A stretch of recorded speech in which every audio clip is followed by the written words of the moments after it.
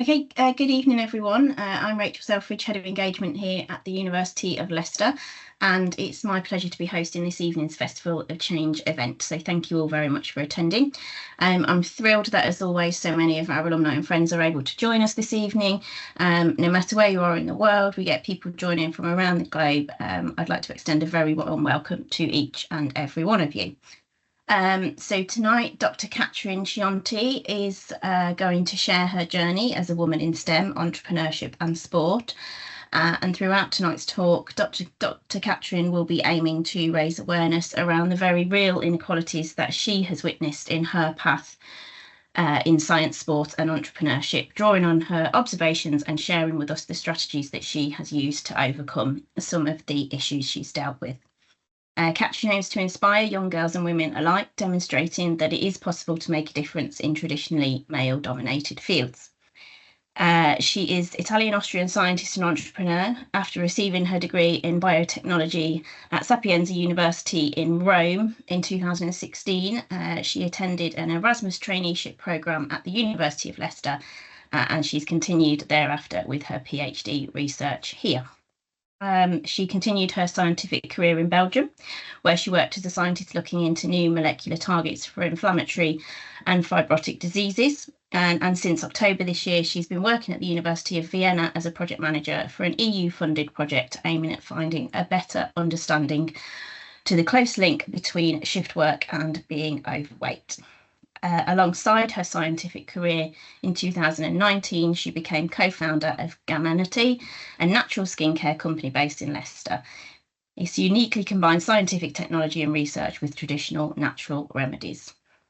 Beyond this, Katrin has been competing in swimming at high levels, both nationally and internationally, for more than 15 years. Her main event being the 200-metre backstroke, and she's currently part of the ASV Women Water Polo team in Vienna. Before I invite Dr. Katrin to begin, I have to just highlight a few housekeeping bits, so please feel free to keep your videos on for the duration of the event. However, I do ask that you please keep your microphones on mute so that we can hear everything that Katrin has to say. As a reminder, you can find your microphone and camera button at the top of your screen. Please don't worry if you're struggling to mute yourself. A member of the team will be able to support you and turn this off on your behalf. We'd really love for you to post as many questions as possible in the Q&A and chat box, and we'll answer as many of those as we can during the Q&A section at the end of Katrin's talk. So all that leaves me to do is ask you to join me in welcoming Dr. Katrin Scionti to begin her presentation, My Journey as a Woman in Science and Entrepreneurship. Over to you, Katrin. Hello, everyone. I hope you can see my screen. Thank you, Rachel, for your kind introduction. And also I would like to say special thanks to Kelly for inviting me to be here today and to share with you my journey today. And also I would like to thank everyone for taking the time to joining me and listening to my story. I'm very happy to share my path and to also share my wonderful experience in Leicester. And as you heard from Rachel, I will be focusing on three paths in my life. So the scientific, the entrepreneurship, and the sport path. And I will do this through the eyes of a woman, me as a woman. So I will start from the beginning, from my scientific career. Since I was a young student at school, I really was fascinated by the world of biology, medicine, genetics, and I really got curious how things work and how we can understand the cells and the human bodies. So when I decided to sign up for uni, I really found biotechnology was the vocation for me. I did my bachelor studies in Sapienza University of Rome, as I'm from Rome, and I graduated in 2016. At that point, I was really enthusiastic more and more about what I studied, and I found this was the best vocation for me to become a scientist. Soon after my time as a BSc student, my adventure in Leicester started. Initially as a 3-month traineeship program, so the Erasmus traineeship program. And then it got extended for 4 years. as I embraced the PhD journey. So I joined the IgA nephropathy team, the Maya IgA nephropathy laboratories at the University of Leicester. At that point, it was in the Department of Immunity, Infection and Inflammation. The goal and the research focus of the team is to better understand renal disease, which has an autoimmune component, which is called IgA nephropathy. And during my PhD studies, I was focused on better understanding some pathogenic molecules that are involved in the inflammation of the kidneys. During my time in Leicester, I was under the supervision of Professor Jonathan Barrett and Dr. Katrin Molyneux, and I was supported by my colleagues who were in this journey together. And yes, I had to write my thesis during COVID times. So I used this time of lockdown to write my thesis, and I had my viva examination early 2021. So I finished my PhD, and at the same time, I got a job in a biotechnology company called Galapagos. This company is based in Belgium, in Mechelen. So initially, I always thought my career would be only in academia, and I would be forever staying in academia. However, at the same time, I also got curious about what is outside the academia, and I cannot say I do not like something if I do not try. So I embraced the industry journey, and I joined as a scientist in the so-called pathway biology team, where we basically were mining new targets for the development of drugs in inflammatory and fibrotic diseases. My experience in the industry was very positive indeed, and I learned to work in a different way compared to academia. For sure, the pace is faster, you get less attached to your project as you would do in academia, and you work more in teams. So I developed also new skills during this journey that complemented what I learned during my PhD. And also I learned more about project management and team management, and this was really important for me for my following step in my career. Since last October, I joined the University of Vienna as project manager. I'm project manager of a EU-funded project funded by the EU Commission. It's a huge project at 5 years with 15 partners from 7 European countries. And basically, the name of the project is called Shift to Health, and we are investigating the overweight and obesity risk in shift workers. So I feel very empowered in this position, as I'm also developing skills of coordinating project, coordinating partners across various organizations. And I also understood that I like to be in the lab, but not 100%. So I also like in future to see myself in a more management position. I don't know yet where my career is going to bring me, but so far I'm very proud of what I achieved. I didn't put here any scientific results, but of course, if anyone would be curious to know more, we can follow up with a discussion about this. My scientific path has been very positive so far, and I'm very enthusiastic of what I'm doing. Also, and especially because of all the people I met on my way. And I would be really, I would love to acknowledge them all. I will try to do chronologically, otherwise it would take me really long time. Starting from my university colleagues, some brilliant scientists now that are working in different areas across all the world, who really motivate me also in what I'm doing. My supervisors in Leicester, especially Dr. Katrin Molyneux, for me being my best scientific guide and also a role model I aspire to be one day. My colleagues in Leicester for really the amazing support they gave me, and also we gave each other the much lab work that we taught each other, and really the daily support during the PhD journey. Likewise, also my colleagues in Belgium for being really enthusiastic about science and also teaching me about other fields. Often during the PhD, we really focus on our projects and forget maybe about other fields outside. So it's really nice to have this exchange and to work in teams. And finally, also my colleagues in Vienna, who are most of them are young women, really enthusiastic about science, and also who are not afraid to speak up about gender equality. And this is actually the topic of my next slide and also the core of my presentation today. Yes, of course, as a young scientist, as a woman in this scientific world, some questions came up naturally to me. And these are probably already aware to most of the people here. However, it's different when you hear about those, or rather when you experience them, let's say from the inside. Especially as a young scientist, you look up for role models, and when you wanna, when you aspire to be one day. And yes, of course, the first thing I noticed, there were not as many women with a professorship title compared to like men. And also I remember going to my first conference and observing that 90% of the invited speakers were actually men. And these observations were true in academia, but also at the same time in a company setting, where the executive board was all formed by men in the 50s or 60s. And also when they were renewed, there were again new men in the 50s and 60s. So all these questions came to my mind already in a young part of my career.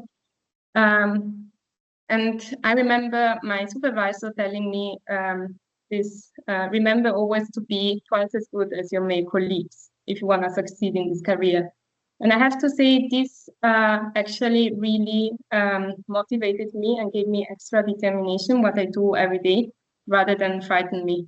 And I think this is also the key of what I keep repeating myself. So what can I do about this situation? I'm not a policymaker, but what can I do from my world to make a change? So of course, I think it's important to inspire others, talk about these observations, make them more evident.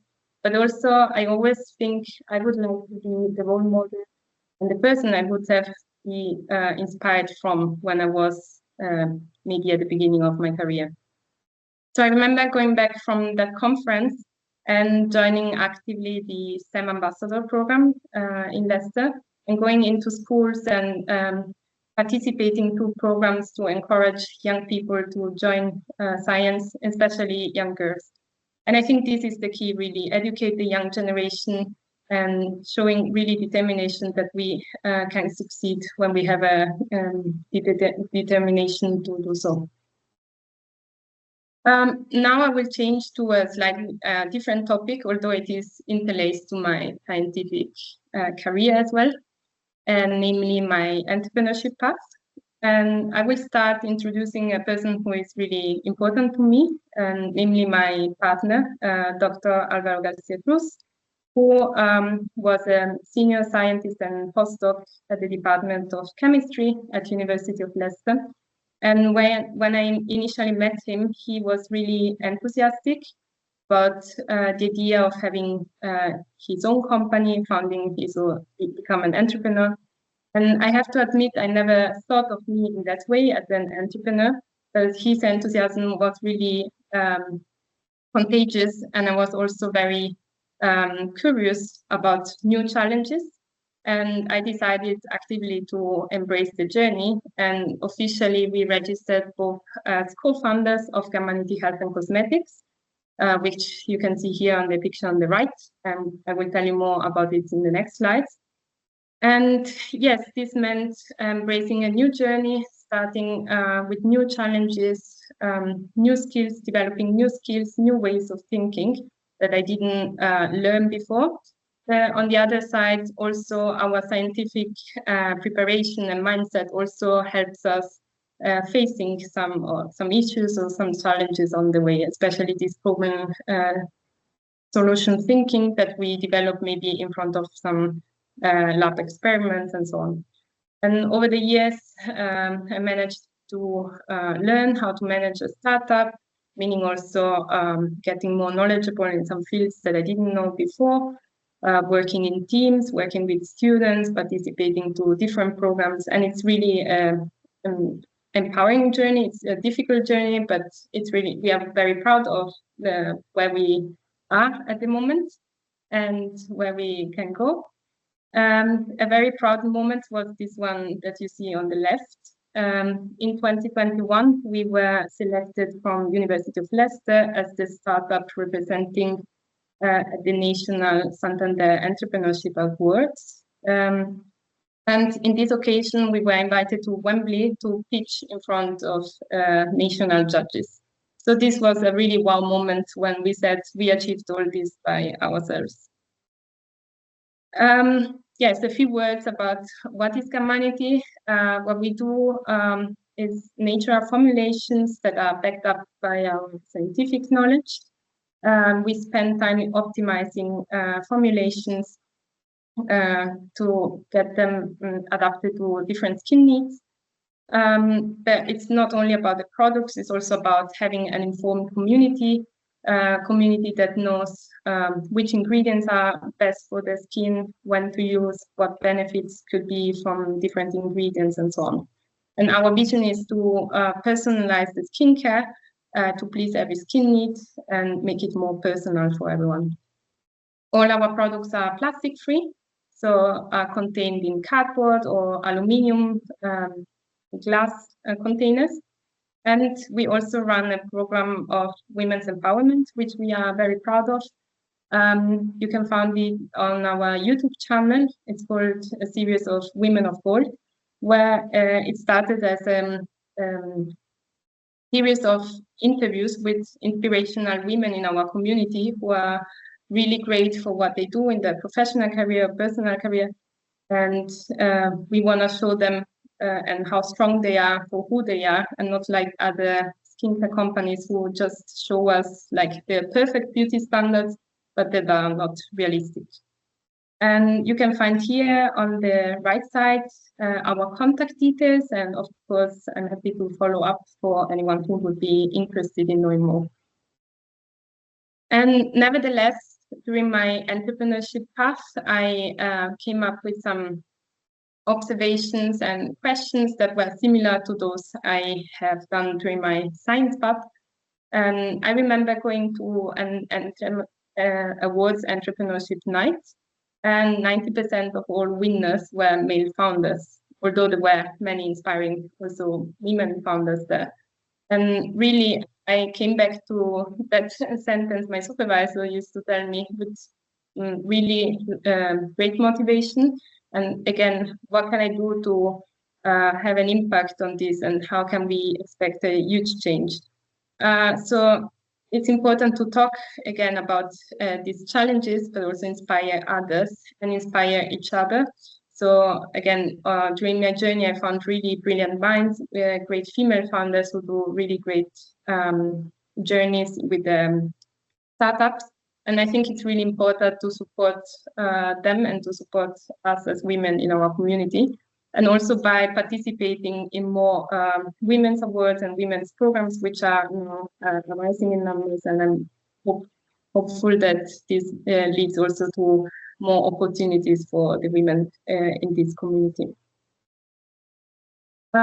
Finally, for my third part, I would like to focus on my sport life, saying that I was a competitive swimmer since a young age, since 2003.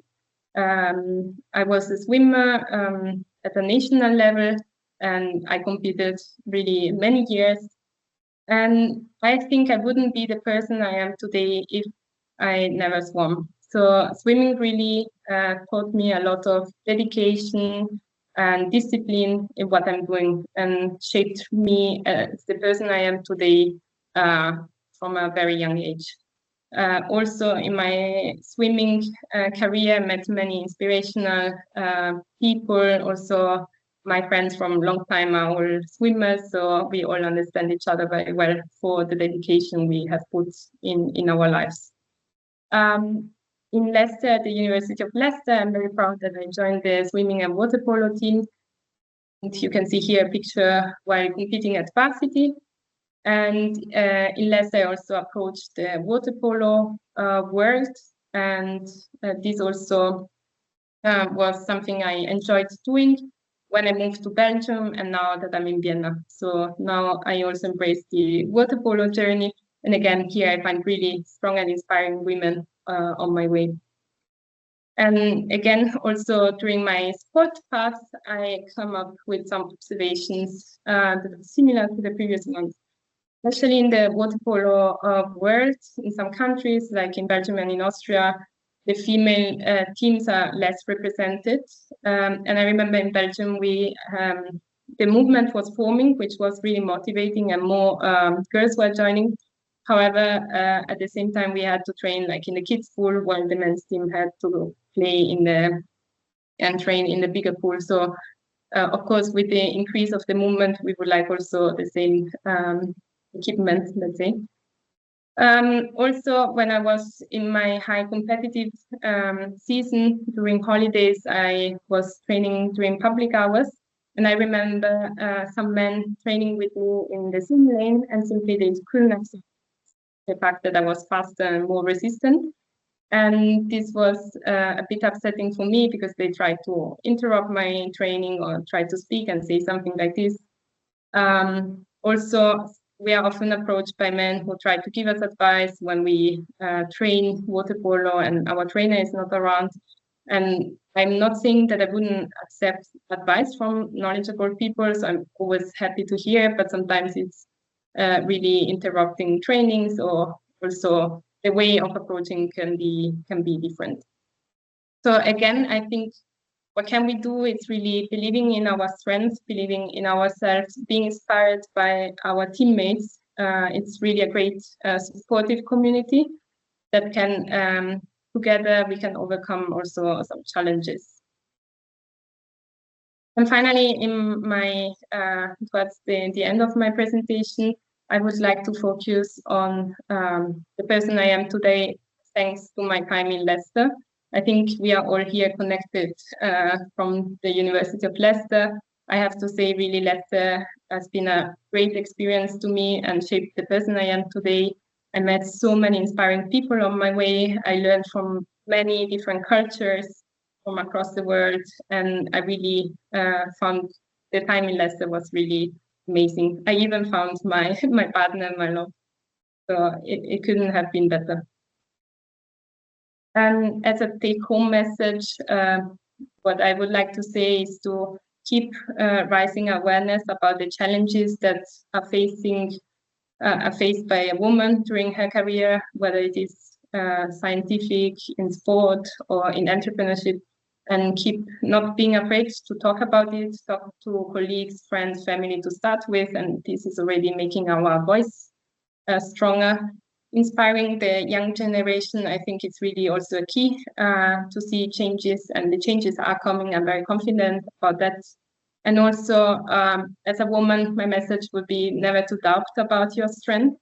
And in my case, it was easy to believe in that, because I'm really inspired also by women in my family, starting from my grandmother, my mother, my aunties, my cousin, who really taught me to think independently and always believe in what I'm doing.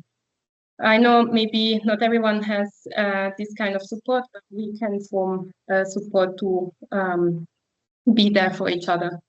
And this is on the right a book that I was gifted from my brother, and I invite everyone, men and women, to read it and think about these insightful facts that are expressed there, and think also through the eyes of a woman. And yes, finally, I would like to thank you for listening to my words. I hope you enjoyed my path. And also, I would like to thank my family for always supporting me, being always on my back, and always giving me the freedom to choose what I want to do with my career, and yeah, so on. Thank you very much. Thank you, Katrin. So there was lots to both enlighten and inspire us there, I think, in what you've covered in your talk so far. So we've had a few questions come through privately, so we'll go through those in just a moment or two. But if you do have anything to ask Katrin, then please do pop it in the chat box and we'll try and get through as many questions as possible. So the first question that's come in, Katrin, is a nice easy one to start with, actually. Have you been following the Paris Olympics, and do you have any favourite events or favourite athletes that have been competing in the Games? Yes, the question is very easy to answer. Yes, of course, I have been following them. Of course, my biggest passion is swimming, so I couldn't miss any swimming event. I'm cheering for my national teams, so Italy and Austria. At the same time, I think one really of the greatest athletes all time is Simone Biles, for not only being amazing in what she's doing, but also really empowering the mind of an athlete, and also the fact that you don't always have to be on the top. You can accept failures, and it's normal, and everyone is human, and you will come back stronger. Yeah, I think there's a really nice message in there, definitely. Sticking with the sports theme for a moment or two, obviously you've been very successful in sport in your own right, and I wondered if there was anything that you've learned from your sports successes that you've been able to apply or that has helped you in your academic and business careers. Is there any lessons that have sort of translated across? Yes, that's a good question. During my sport career, I used to train every day, Monday to Saturday, and then competing during the weekends. And you see, the success doesn't come immediately. So you have to train a lot to achieve something that you really care to achieve.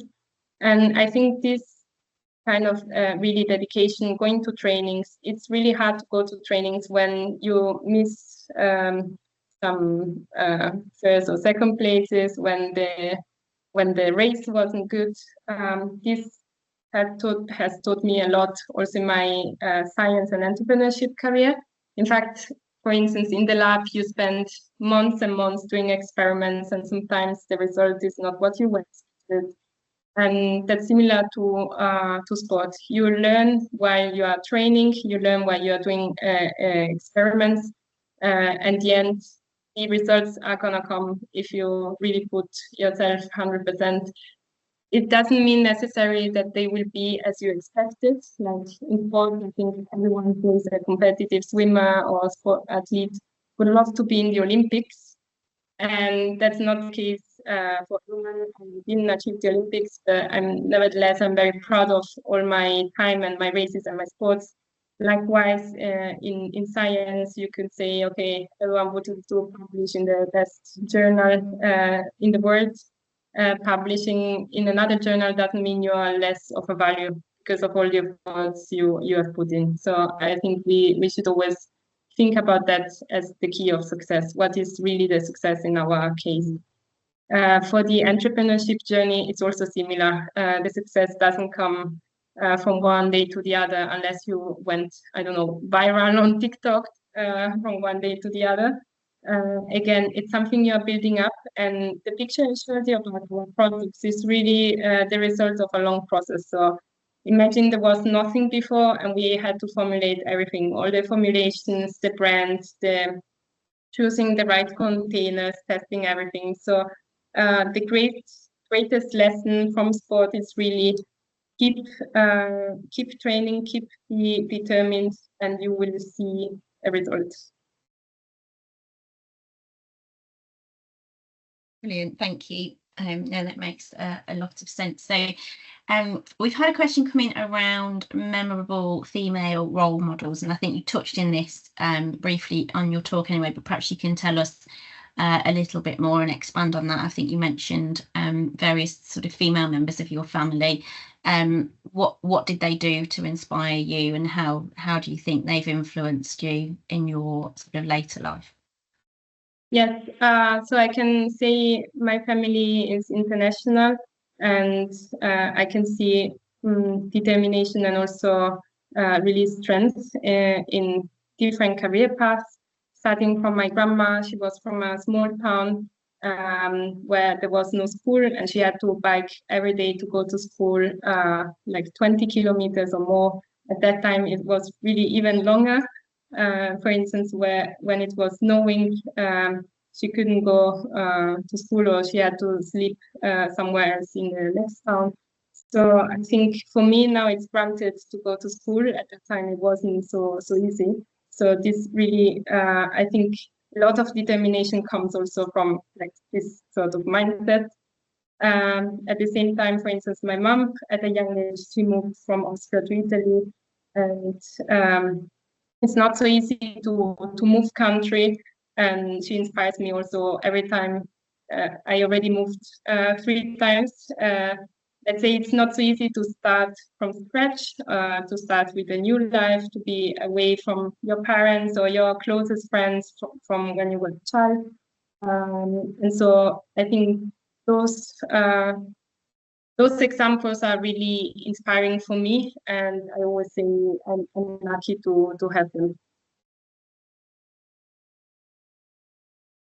Fab. So we've had quite an interesting question come in actually. That if you had to choose a different career path than the various, because you've had more than one anyway, I think it's fair to say, if you had to choose something entirely different, would you follow what you've done, or would there be something else that you feel like you might have tried had circumstances been different?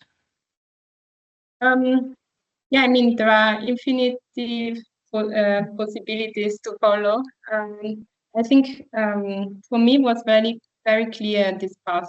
Maybe the entrepreneurship path was more of something I didn't plan initially, but which I'm enjoying a lot, and it also keeps me thinking in future if I wanna maybe open up new startups and so on.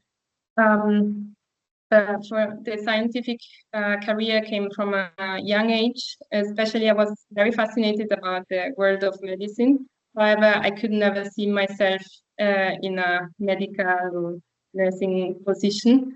And so I thought, okay, what are my skills? How can I use my skills to help people from a different perspective? So from my eyes, I'm helping them through the bench side. So this is what motivates me. Different career paths. I was always interested also in mathematics, so sometimes I think maybe I could have gone through that career of studies, but I do not regret any decision I made, and I'm very happy with what I'm doing, and I'm very confident that it will continue like this, I hope. And yes, I think you seem to be doing well at what you're doing, so no no need to change at the moment.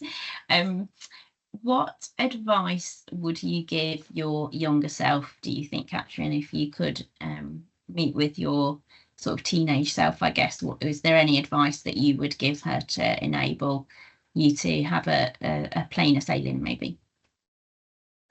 Yes, I would say not to be afraid of changes. They are normal, and at the same time also to keep determined with my decisions. For instance, after my Erasmus traineeship in Leicester, the decision to join the PhD wasn't so easy, because I could hear others saying, no, better you stay longer in Rome, continue with the master. Others saying, no, the best is to maybe change and do something else, another career. But at the end, I would say there is no right or wrong decision. The best decision is what you are doing, what is best for you in that moment. So this is really the best advice I could give myself, and I'm proud of, because it's always what you feel in that moment, not to regret about your choice. I would rather say, okay, for me in that moment it was the best decision, and maybe afterwards I find it's something else.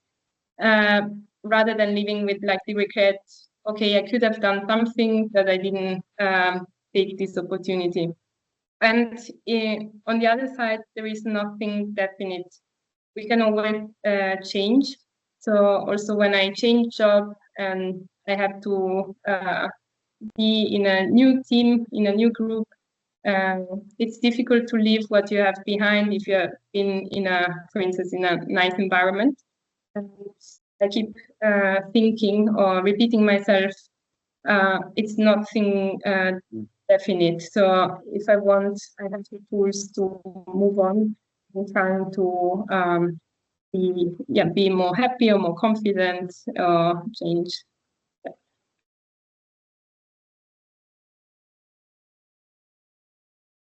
Sorry about that. That's great, thank you. Yeah, I think that's it's really good advice for anyone, isn't it? That don't be afraid of change. We've talked a lot about sort of female role models, and I think we all talk a lot, don't we, about sort of women building each other up and all of that kind of thing. But men can also build women up. And you mentioned that your brother, I think, was the person that bought you the book that you referred to in your talk. And so he's obviously very supportive of you. I wondered if there were any particular male role models that you've had that have been helpful and supportive of you in what you've tried to achieve. Yes, of course, I will refer to my partner, who is also co-founder of Humanity. He is really, I think, my number one, together with my parents and brother and our family, my number one fan. And he is always on my back and supporting me. And I feel very lucky to have him on my side. And this is also something I hope many women know, to have on their side supportive people, other women, other men, and it makes the life easier. Of course, for me, I feel very lucky and privileged. So I feel like my talk was very easy. I know some other people go through more difficult situations. Yeah, I think you've clearly got a great sort of cheerleading team around you, which is really lovely to hear about. And did you mention that you met your partner at Leicester? Is that correct? Yes, indeed. Yeah. Brilliant. That's nice. Yes. We like a love at Leicester story. Yeah. So we're going to move on to probably the last question now, because we're running out of time a little bit, Katrin. But it's a good question to end on, I think. What's next? What are your plans for the future? Where do you see yourself heading? That kind of thing. What's next on the agenda for you? So at the moment, I moved here in Vienna last October. So and I'm at the beginning of like my scientific journey from this new position in project management position.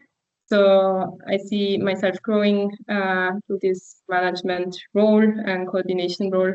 At the same time, we also have always our startup community running. So we are more and more involved in some local events, some local markets, also in Leicester.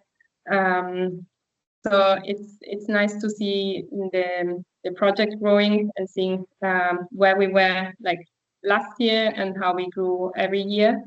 And the projection is to keep growing until we can finally be independent with that.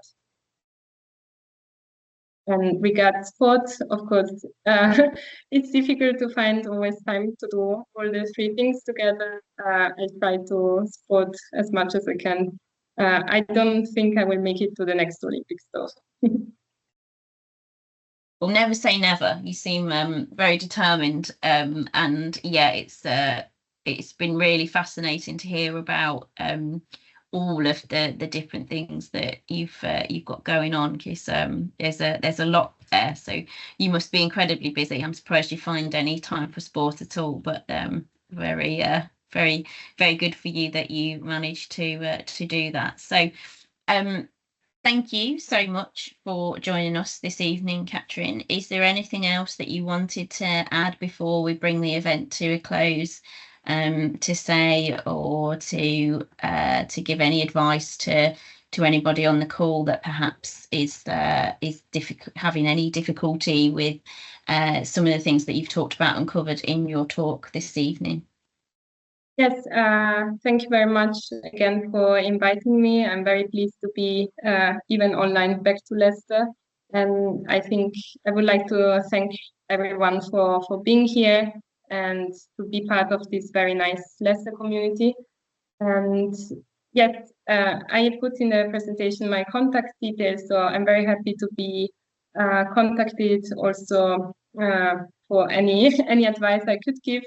Again, from my point of view, and especially if there are anyone with younger teenagers who are not sure about their career, I'm very happy to speak to them. Yes. That's fantastic. Thank you. I hope, I'm sure that some people will take you up on that, and I hope that they do. That's very kind of you to offer to provide that help and advice, Katrin. So thank you so much once again for a fantastic talk, and to all of our audience for taking the time to join us this evening. For our guests, if you do have a spare moment, then please do fill out the post-event evaluation form, which has just been posted in the chat by my colleague Sophie. It really helps us to understand how we can continue to improve these events, what you like about them, what you don't. So it'd be great if you could complete that form if possible. To stay in the loop with alumni news and events, then please do make sure that your contact details are up to date. You can do this by clicking the link in the chat as well, or you can get in touch with the team directly at alumni.relations@le.ac.uk. Just do drop us a note if there is anything that we can help with at all. And if you're a social media user, then you can also follow us on Facebook and Instagram, as well as visiting the website to find out about future events that are coming up. And again, all of that information is also in the meeting chat. So it's just time for me to say thank you once again to Katrin and to everybody that's joined us this evening, and to bring the event to a close tonight. And we hope to see you at one of our Festival of Change events in the future. Thank you very much. Thank you very much. See you soon. Bye.